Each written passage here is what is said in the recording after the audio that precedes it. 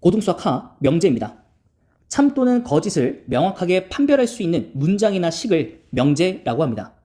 자, 명제 P에 대하여 P가 아니다를 명제 P의 부정이라고 하고요. 기호로는 물결 표시 그리고 P라고 붙여서 쓰는데 읽을 때는 나피다 이렇게 읽습니다. 또한 변수의 값에 따라서 참이나 거짓이 결정되는 문장이나 식을 조건이라고 합니다. 그리고 전체 집합 U의 원소 중에서 조건 PX가 참이 되게끔 하는 모든 원소를 모아서 집합을 만든 것을 조건 PX의 진리집합이라고 합니다. 진리라는 것이 이제 참이잖아요. 그래서 참인 집합이다라고 생각하시면 되겠습니다. 자, 예를 들어서 9의 양의 약수는 3개이다. 9는 약수가 1, 3, 9, 3개죠? 맞습니다. 그죠? 그래서 참 또는 거짓을 명확하게 판별할 수 있기 때문에 이것은 바로 명제라고 부르는 거고요. x제곱 마이너스 2x 마이너스 15는 0이다 라는 것은 x가 마이너스 3이거나 5라면 참이 되겠지만 그 이외의 숫자가 들어온다면 이것은 거짓이 되기 때문에 변수의 값에 따라서 참이나 거짓이 결정되기 때문에 이것은 조건이라고 부르게 되는 겁니다. 자, 그리고 이 조건 두 개를 이용해서 명제를 하나 만들 수 있는데 그것이 바로 가장 유명한 명제입니다. P이면 Q이다. 그래서 기호를 나타낼 때는 P에서 화살표로 Q로 그어주시면 되고요. 조건 P를 가정, 조건 Q를 결론이라고 합니다. 그래서 가정과 결론 이렇게 이해하시면 될 것 같습니다. 또한 명제 P가 Q로 갔을 때 참이라면 진리집합 P가요 Q의 부분집합이 되는 거기 때문에 우리가 앞서서 집합을 배운 이유가 여기에 있다라고 생각하시면 되겠습니다. 이해되셨죠? 네. 자, 이번엔 모든과 어떤에 대해서 한번 알아보도록 할 텐데요. 아래 문장 보시면 모든 x에 대하여 P이다. 이 말은 모든 x가 P를 만족시켜야만 참이 되고요. 하나라도 만족시키지 못하는 게 나온다면 이 명제는 거짓이 되는 겁니다. 또한 어떤 x에 대하여 P이다라는 것은 P를 만족시키는 x가 적어도 하나이기만 하면 되는 거기 때문에 참이 되는 거고요. 하나라도 없으면 거짓이 되는 겁니다. 그래서 영어로 얘기하자면 everything과 anything의 차이다 이렇게 생각하시면 되겠습니다. 또한 이 명제들에 대해서 부정을 한번 해보면 우선 모든 x에 대하여 P다를 부정하려면 모든을 부정해야겠죠. 그래서 모든의 부정인 어떤이 온 겁니다. 그래서 어떤 x에 대하여 P가 아니라 나 P가 성립하면 이것이 바로 부정이 되는 거죠. 그 다음 어떤 x에 대하여 P다라는 것은요 어떤을 부정시키고요 똑같이 P를 부정시키시면 되는 겁니다. 네. 자, 이제는 예제를 한번 통해서 또 얘기들을 해볼 텐데요. 첫 번째 명제는 이런 겁니다. 정삼각형은 이등변 삼각형이다. 이거에 대한 부정을 골라달라는 겁니다.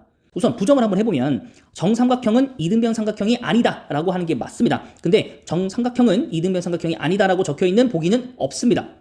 그러면 이것을 의미적으로 해석을 해야 되는 겁니다. 그러니까 정삼각형인데 이등변 삼각형이 아니다 라고 하는 거잖아요. 그러니까 결국에 이등변 삼각형이 아닌 정삼각형도 있다라고 말하는 게 맞기 때문에 정답은 2번인 겁니다. 국어적 해석이 좀 필요한 부정이었습니다. 자, 두 번째 명제 보시면 모든가 어떤에 대해서 한번 보여드리려고 갖고 온 건데 우선 전체 집합 U가요 1, 2, 3, 4를 가지고 있고요.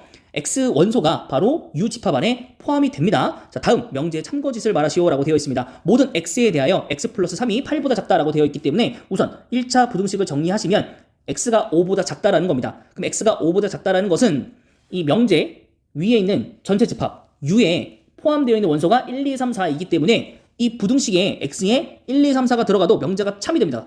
그렇기 때문에 이 명제는 참이 됩니다. 모든 x가 들어가더라도 참이 됐기 때문에. 자, 아래 보시면 어떤 x에 대해서 x제곱 마이너스 1은 0보다 크다라고 했기 때문에 이 식을 조금 간편하게만 바꾼다면 x제곱은 1보다 크다라는 겁니다. 그러면 전체 집합 U 안에 있는 원소 1, 2, 3, 4 중에서 어떤 거 하나라도 제곱했을 때 1보다 큰 게 있냐라고 물어보는 겁니다. 있죠? 2, 3, 4, 3개나 되네요. 그렇다면 이 명제는 참이 되는 겁니다. 하나만 있어도 참이 되기 때문에. 이해되셨죠? 네. 이번엔 명제의 역과 대우에 대해서 한번 알아보도록 하겠습니다. 우선 역이라는 것은 명제 P면 Q에다에 대하여 앞뒤를 바꾼 명제를 얘기합니다. 대우는요. 부정을 먼저 하고요. 그 다음에 역과 마찬가지로 앞뒤를 바꾼 명제를 바로 대우라고 합니다.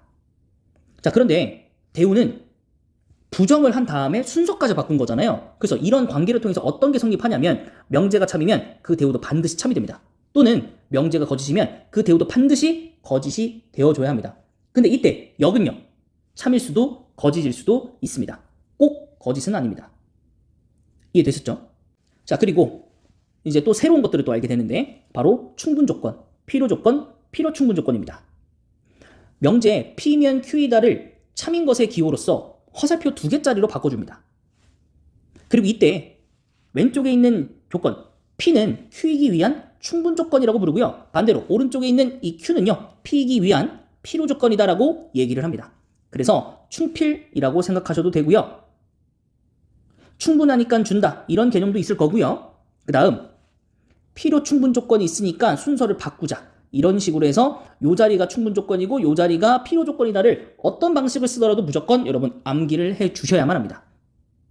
됐죠? 자, 그리고 서로가 서로에게 참이다라고 되어준다면 우리 집합에서는 P랑 Q랑 같은 집합이다라고 얘기할 수 있었던 거잖아요. 이거를 명제로 얘기한다면 충분 조건이면서 필요 조건이니까 바로 필요, 충분 조건이다라고 얘기를 하자라는 겁니다.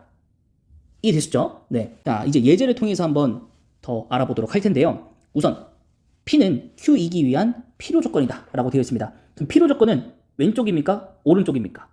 오른쪽입니다. 그래서 P를 여기다 적고요. Q를 왼쪽에 적어주시면 이게 바로 참이 명제인 거죠. 그리고 이번에 R은 P이기 위한 충분 조건이다 라고 되어 있기 때문에 R을 왼쪽에다 써주고 그 다음에 P를 오른쪽에 써주시면 참이 명제가 되는 겁니다.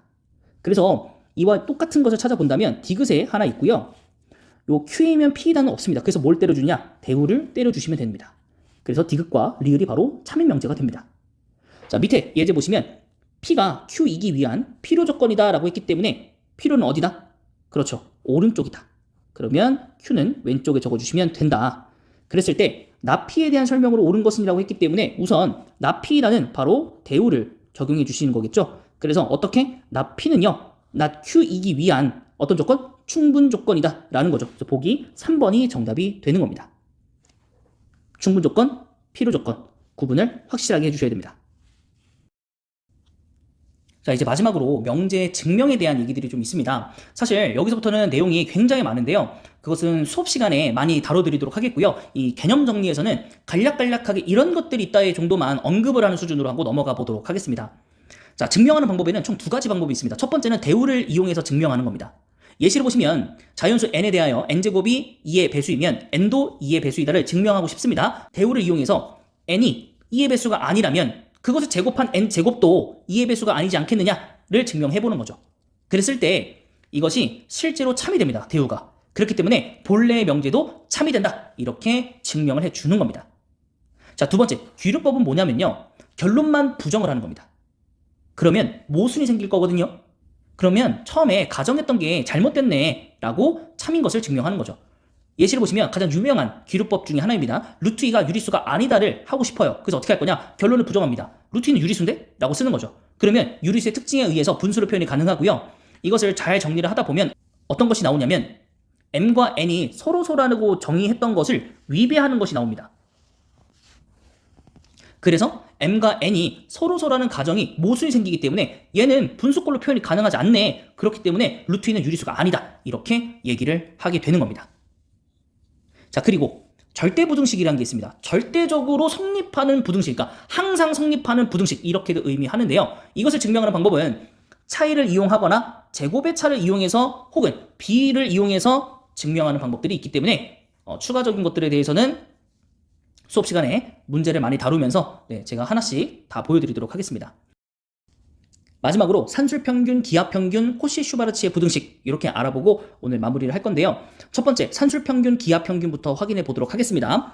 자, 여기가 산술평균이고요. 그 다음에 이게 기하평균이고 마지막은 뭐냐? 이것은 조화평균이라고 하는데 사실 우리가 이건 사용하지 않기 때문에 그냥 없는 걸로 생각하셔도 됩니다.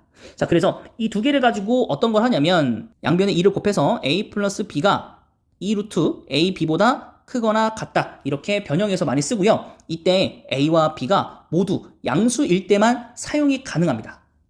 네, 그것만 좀 잘 기억해 주시고요. 그 다음에 여기 나오는 등호, 능이 있잖아요. 이것이 성립하는 경우는 바로 산술 기하평균을 적용할 때 더하기가 되는 대상자 두 개가 같을 때만 능이 성립하기 때문에 이것이 중요하다.